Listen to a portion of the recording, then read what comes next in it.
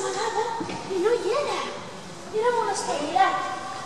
Jo, vaig agafar una capsa que tenia plena d'anelladurs i vaig fer un caminet que anava des del meu llit fins a la porta del garatge, a l'ombreneta del sucre, i va sortir sota el llit i va anar menjant-se totes les anelladures.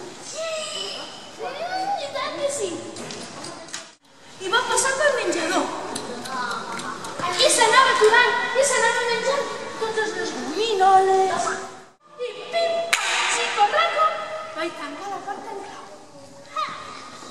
I així va ser, com vaig prendre la por al cocodril que vivia sota del verd. Conte contat?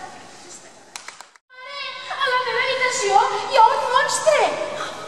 Un monstre? Sí, sí, i és un monstre que fa...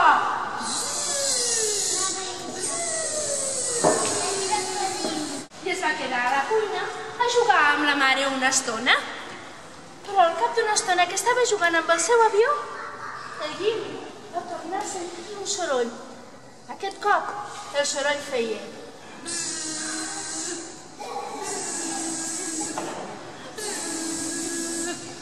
Ai, ai, ai, ai, que també hi ha un monstre a la cuina! Mare, mare, al menjador també hi ha un monstre! Mare, mare, mare, al lavabo també hi ha un monstre! Oh, sí, sí, però hi ha al menjador. Al menjador hi havia un monstre molt terrible que feia... Clenc, clenc, clenc, clenc, clenc, clenc. Que no, mare, que és l'ascensor, que fa soroll.